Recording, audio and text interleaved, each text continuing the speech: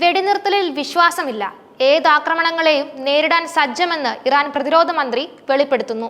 ടെഹ്റാനിൽ നിന്ന് ലഭിക്കുന്ന റിപ്പോർട്ടുകൾ പ്രകാരം നിലവിൽ മേഖലയിൽ നിലനിൽക്കുന്ന വെടിനിർത്തലിൽ വിശ്വാസമില്ലെന്നും ഏതുതരത്തിലുള്ള സൈനിക സാഹസികതകളെയും നേരിടാൻ തങ്ങളുടെ രാജ്യം പൂർണ്ണമായി തയ്യാറാണെന്നും ഇറാൻ പ്രതിരോധ മന്ത്രി ബ്രിഗേഡിയർ ജനറൽ അസീസ് നസീർ സാദെ തിങ്കളാഴ്ച വ്യക്തമാക്കി. തുർക്കി, മലേഷ്യൻ പ്രതിരോധ മന്ത്രിമാരുമായി നടത്തിയ പ്രത്യേക ഫോൺ സംഭാഷണങ്ങളിലാണ് നസീർ സാദെ ഇറാന്റെ സുപ്രധാന നിലപാട് വ്യക്തമാക്കിയത്. മേഖലയിലെ സംഘർഷ സാധ്യതകൾക്ക് ഇത് അടിവരയിടുന്നു. ഇസ്ലാമിക് റിപ്പബ്ലിക് യുദ്ധവും അരക്ഷിതാവസ്ഥയും മേഖലയിലേക്ക് വ്യാപിപ്പിക്കാൻ ആഗ്രഹിക്കുന്നില്ല എന്ന് നസീർ സാദെ പ്രസ്താവിച്ചു. എന്നാൽ ആക്രമണകാരികളുടെ ഏതൊരു സാഹസിക നീക്കത്തിനും നിർണായകവും ശക്തവുമായ തിരിച്ചടി നൽകാൻ ഞങ്ങൾ തയ്യാറാണെന്നും അദ്ദേഹം കൂട്ടിച്ചേർത്തു.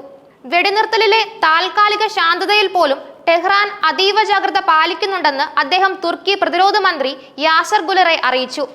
ഇസ്ലാമിക് റിപ്പബ്ലിക് വെടിനിർത്തലിൽ വിശ്വാസമില്ല, അതിനാൽ ഏത് പുതിയ സാഹസികതയ്ക്കും വിവിധ സാഹചര്യങ്ങൾ ഞങ്ങൾ മുൻകൂട്ടി കണ്ടിട്ടുണ്ടെന്നും അദ്ദേഹം മുന്നറിയിപ്പ് നൽകി.